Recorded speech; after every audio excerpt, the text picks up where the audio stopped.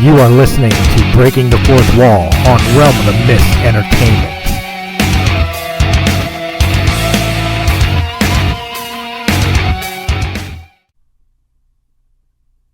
Hello everyone and welcome back to Breaking the Fourth Wall.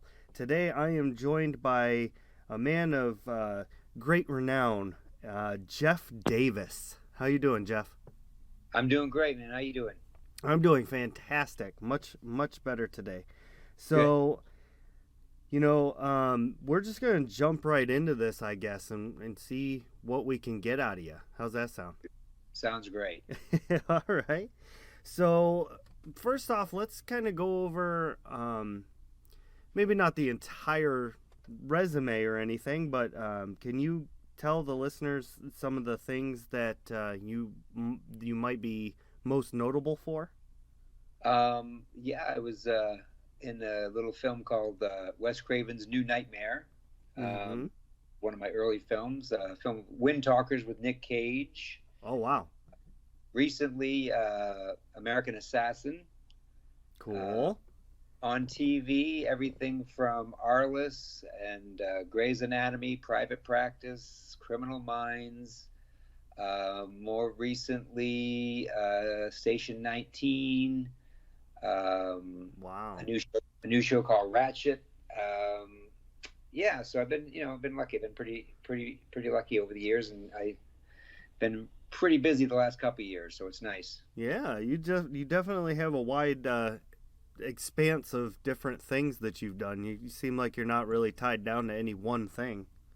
No, I've got kind of a chameleon, generic kind of look that I can, Lethal Weapon. I was an escaped convict, and a few weeks later, I'm playing a police captain in the 1940s in another show, and then I'm playing a preacher in the Old West in a cowboy movie, a Western movie, and go Wow. right straight from that to playing a redneck dad looking for his daughter who was kidnapped in another movie. So yeah, I did a little bit of everything. That's amazing. I'm humbled to be speaking to you. This is so impressive. How long did it take you to start landing roles? Like when you first decided that you wanted to be an actor and getting into this, how long did it take before you got your first one? Well, I mean, I didn't, take the normal route. I didn't go to college to be an actor. I didn't study acting. Oh, Um, okay. I did take one little class back. I'm from a small town in Maine, so I took a little acting class at a friend suggested at one time, and I did a play, and then a young lady who was in the play with me, she had ended up going to New York, and I don't know, a year or so later, I saw her on something on TV, a promo for a soap opera. Turned out she had gone down there and got the lead in the soap opera, and I'm thinking, that's what's missing. That's what I want to do. If she can do it, I can do it. So I basically closed down my business, sold everything I had, and just flew to LA on a whim, and I just dove right in head first. I think Wow.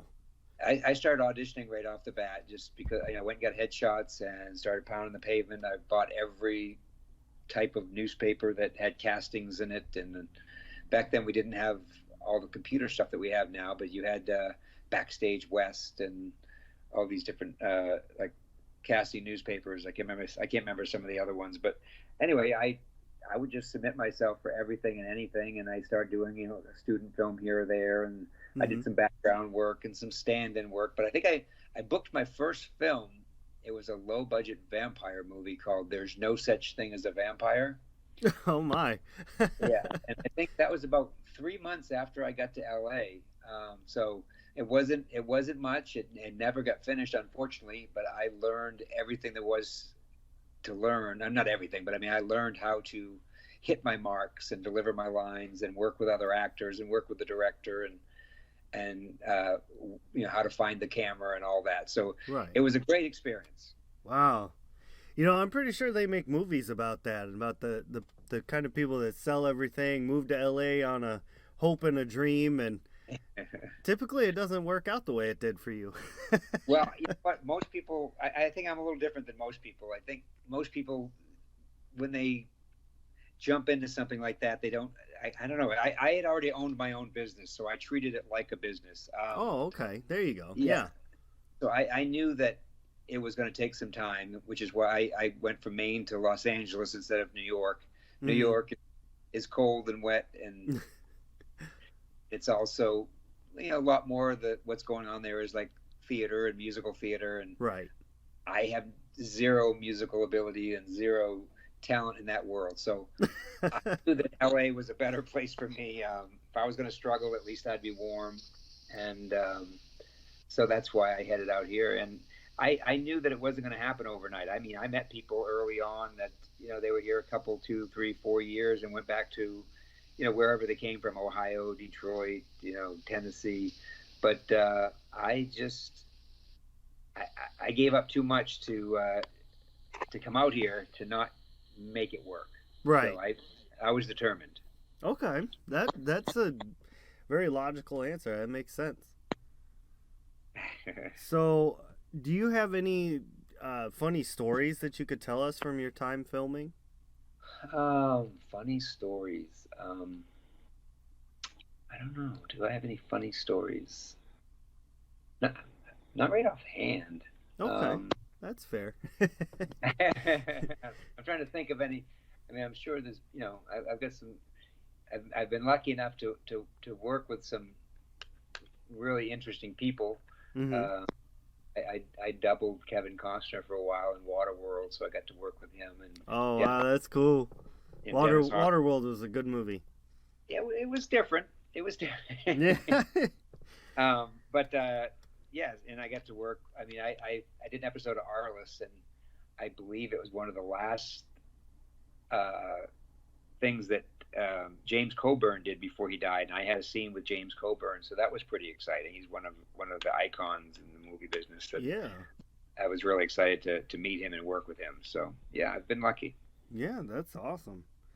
Do you have any advice for somebody that's up and coming? Yeah, I mean, if you got to really want it, that's my main advice for anyone that asks me about getting into this business. And one thing is to just do it. Don't let people tell you you can't do it. Mm-hmm. There is no right way or a wrong way.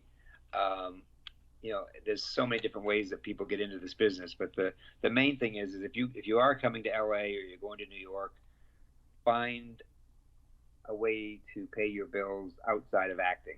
That's Oh. Okay. I mean, Yeah. you've got to be hungry, but you don't want to be that hungry. So find a way to make a living outside of acting while you are pursuing and struggling and trying to break in. If not, you just you're going to be too desperate. You won't be able to go to a job for the right reasons. I mean, you don't want to get into acting because you want to be rich or you want to be famous. Right. If you're not doing it for the love or the art or just for the, then you probably shouldn't be doing it, because there's a lot more to it than, I mean, I think if you look at percentages, there's probably less than 2% of all the actors in the Screen Actors Guild make a living, 5% or something crazy like that, that actually make a living as an actor. So it's yeah, I had no idea about that. That's very enlightening. yeah. I mean, there's a small percentage that even make enough to get their insurance every year. And it's crazy. It's a tough business, and you got to really want it. You'll have good years. That you might have a year where you make 150,000, followed up by a year where you make 8. So it's. Yeah, I imagine there's probably a huge pay curve there. Yeah, I mean, you can get one commercial that could pay you, 20, 30, 50,000 in a year. I mean, then you can do another one that you think is going to be just like that, and it doesn't ever air, and you make the shooting, your day rate of $1,000 or whatever it is to shoot it, and never see another penny. So I mean, it's a tough business, and you got to be able to pay your bills, like I said, without depending on the acting to do it. Right. All right. That's some pretty damn good advice.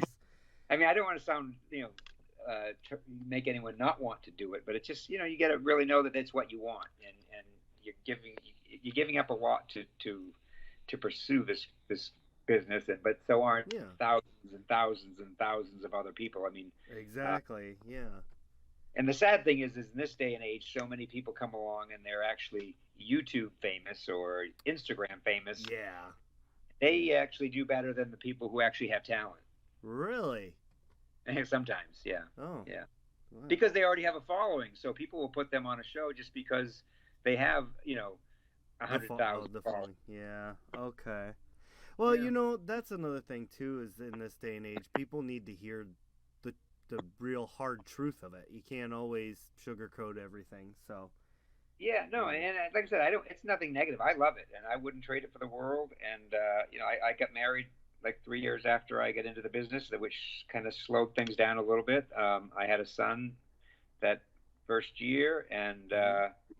and I've enjoyed every bit of married life and fatherhood. And now my boys are 21 and 23, and I'm still here. So That's something's happened. awesome. Yeah. Well, you kind of talked about it when we first started up, about all the different crazy stuff that you've been in. And, we talked about how you had so many different roles. So this question might be a little hard to answer, but I think I'll ask it anyway, and we'll see Sure. what you do here. When you are doing a scene or a show or a movie or anything, how would you describe how you get into character? Um, I don't. I'm not. There's no method. I mean, I'm not a trained actor. Mm-hmm. Uh, I just. My main thing is I try not to get in my head.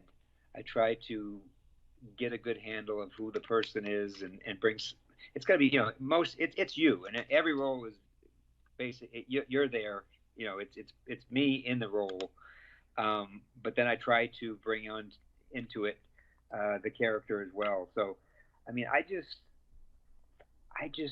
basically do it. I mean, I study my lines and I study the character, and I mean, I know some people have all these different methods for getting Right, into this right. character. I don't. I just do it. If that makes Okay. sense. Comes That's from it. awesome. It has to come from the heart. I think it comes from inside, not from you. If you start thinking too much, you start acting. If that makes any sense, and once you start acting, you're done. It's hard. Oh, You don't want to act. You want to just kind of become and be. And the best way is, I think, is preparation for one thing, and the other thing is to really listen to the other people that you're acting with. Hear them. Hear them and react to them. Don't just. Anyone can go out and memorize lines and then spew them back at someone, but you need to learn, not memorize, but learn them uh, with meaning, right. and listen to your whoever's in the scene with you, so that you hear, not just listen, but hear them and react to them, and like you would in normal conversation. So it's just got to be as real as possible, if that makes sense. Yeah. Wow, that's really good insight. Oh, thanks. uh, yeah. Wow, I'm kind of taken aback by that answer. Most people would say, "Oh, well, I method act. I for a month prior pretend to be this character." But that's a pretty real answer there. I mean, there are people. I mean, I've worked with people who are very method. I mean, I did a film with Josh Brolin, and Josh is very method, and it works for him. And then Ewan McGregor was playing opposite, playing his buddy in that movie, and Ewan is just kind of like I am. He just does it, laughing 1 second, crying the next, depending on whatever the scene calls Yeah. for. I mean, and it's refreshing. You don't have to. I mean, but some people, what works for them is the method. There's different methods out there. They study for some of them. I mean, I met guys when I first started out here that had been studying for years and wouldn't even audition yet because they didn't think they were ready. And to me, if it takes you that many years just to get ready, you're never going to be ready. But that's I see. I see. you I know, got you. I jumped in before I even knew what was going on, and I made my mistakes in front of casting directors and learned from it. I made my mistakes the first few times on in front of a camera and learned from it. And as long you're always going to learn. Every time you walk on set, you learn something new. I hope. I mean, that's in life. That's what we do every day. Yeah. Yeah. Whether you do well or you make a mistake or you do something, as long you can learn from the good and the bad, but you have to learn and move forward. Right. You just have to learn. That's the Yeah. thing. So, if you could be in any movie you wanted, what movie would it be? A movie that's already been made. Or even one that you might have in your head? Yeah, well, I do have some in my head, but if I had it, if I could do a movie, any movie that was ever made, wow, I don't know. But I mean, I love some of the Clint Eastwood westerns, Outlaw Josie Wales, Unforgiven, two of my favorites. Um, Oh. I would love to play a character, kind of a James Bond or a Bourne Identity Oh, that'd be cool. type character. That would be a lot of fun. Yeah, and then, but I would love to just. I mean, I have my own ideas for movies. I have a western that's in the works called Restitution: The Legend of Cordell Pierce, which is a very Outlaw Josie Wales type movie that I co-wrote with a buddy named Jake Stetler, and we turned it into a comic book, and now we're trying to turn it into a feature film. Oh, wow. Yeah, so that's something on the back burner that I've been working on for a couple of years. It's hard, A western takes money because you have to have the sets and you have to have the clothing and the horses and there's a lot that goes into it. But Yeah. it's something that passion project of mine. That's really cool. I would like to see that sometime if it ever came out. Yeah, Or I should say when it comes out. when it comes out, yeah, it will come out. And then right now I'm trying to put together a horror film that was written by Roberta Griffin, a young writer. It's a little thing called The Demons Within, and I'm going to be directing that. And that's a low budget horror, which was shooting in Van Wert, Ohio. And right now we're in process of pre-production and financing, and it's coming together really well. So I'm looking forward to getting that going. Oh, that's cool. That's Yeah. awesome. So this is kind of an oddball question, but what do you do in between movies when you're not filming? Well, I do what I did. I practice what I preach. I say, have a job that can support you. Uh-huh. Growing up in Maine, I did a little bit of everything. My dad was a carpenter. My stepdad, my real dad was a machinist, and I worked as an electrician for a while, and I also built race cars, so I could do a little bit of everything. Wow. So years ago, when I first came out here, I started doing handyman work. My wife, someone talked to someone, and my husband can fix that. And one thing led to another, and here I am 20 some years later, and I'm kind of the Hollywood handyman, handyman to the stars, so to speak. Oh. That, if you're going to have a secondary, second job or a job that pays the bills, I think that would be a good one. It's great. I work for myself. I have a really great clientele. And a lot of interesting people that I worked for over the years. I mean, I've worked for people like Ed McMahon and David Spade, Courtney. So I've worked for a lot of great people. Diane Keaton was one of my clients. Meg Ryan was a client of mine for a while before she moved to New York. So yeah, yeah. You really are handyman to the stars. Yes, and among a lot of other people as well. But I mean, not non-stars as well. But right. Yeah, just to name a few, not to drop names, but they're all great people, and I enjoyed working for them, with them. Yeah. But yeah, so that's what I do. That's what I was lucky enough to find that way to make a living, and I still do it when I'm not acting now. And and I play basketball whenever possible. I love to play basketball. Oh, well, there we go. There's a little tidbit I personally didn't know about you, and There you go. Other people probably don't either. No. So this is the part of the show where I kind of derail a little bit and ask some more, not awkward, but oddball questions, just to see what kind of crazy answers you come up with. Okay. And I'm gonna launch right into it with probably one of my stranger questions that I've ever come up with. But If you could get rid of one state in the U.S., what would it be? Get rid of one state in the U.S. Yeah. Huh. Wow. I mean, I haven't been to. I mean, I don't travel a lot, Oh, but get rid of one state. That's really it is a strange but interesting. Because I'm not a real political person, so I don't have it. So yeah. I'm not gonna go that route. Uh, I mean, Florida probably is pretty useless. I think there's a few people out there that might disagree with that.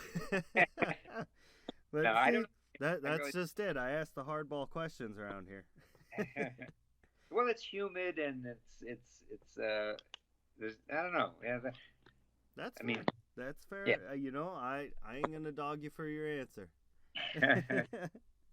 So, you know, everybody seems to have one holiday that they prefer more than others. Is that true with you, or do you like them all equally? I'm a big fan of Christmas.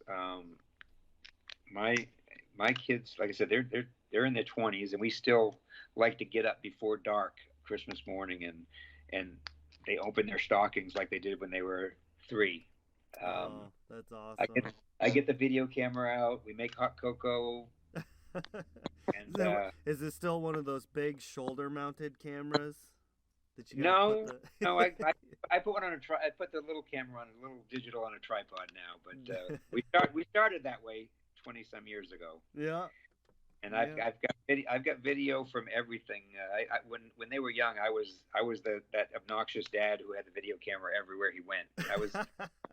I mean, my first son, before my second son was born, the first 2 years I had just the one, and I don't think I ever left the house without him. So Okay. um, yeah, I'm that dad. I was coach of t-ball and soccer and every basketball team up until they were 11, 12 years old.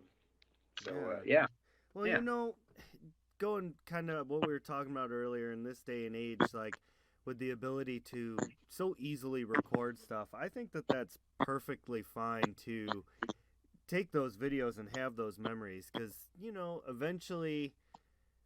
eventually somebody's not going to remember and you're going to be able to show them.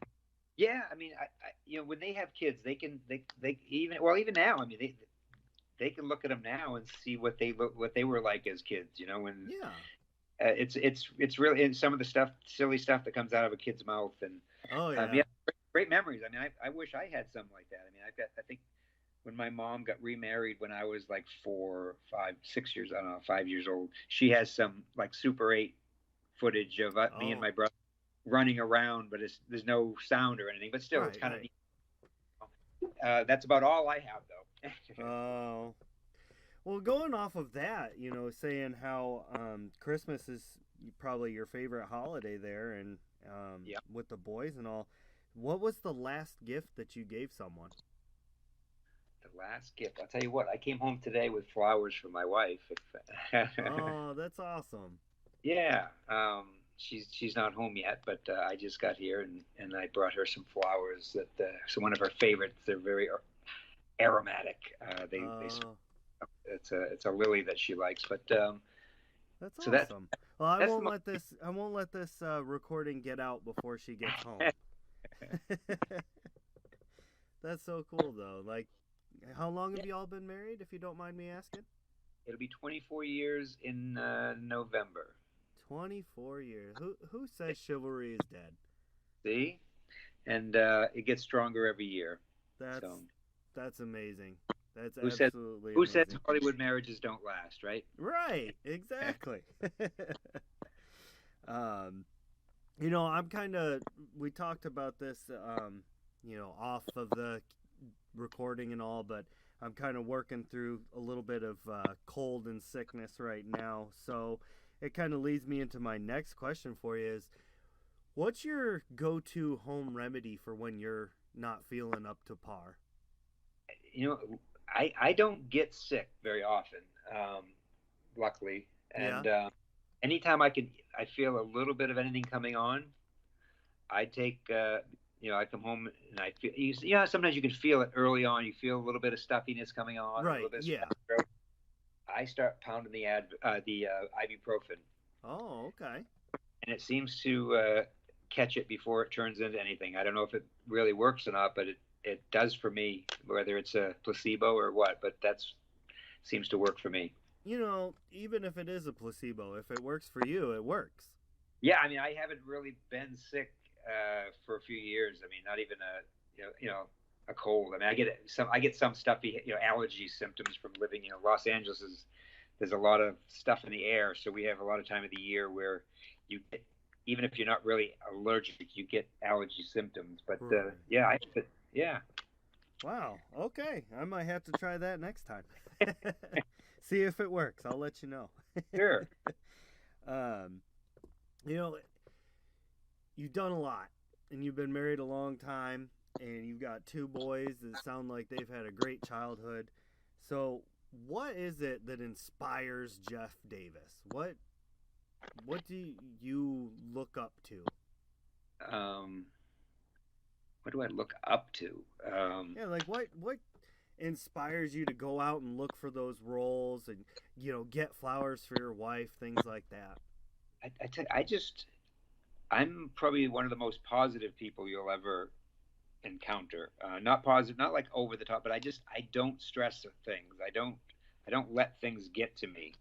Um, I try to instill a little bit of positivity in the people that I meet on a daily basis. I don't know if you follow me on Instagram, you'll see that every couple of days I'll put a little video on there, just saying be good to yourself and be good to others, and um, That's perfect. yeah, and it's different things like that. I try to come up with little whatever. I'll be driving along and I'll pull over, something will come into my head, and also I'll do it I'll do it in an accent, whether it be Irish or Scottish or uh, Middle Eastern. I just Southern, Mm-hmm. whatever hits me, I do.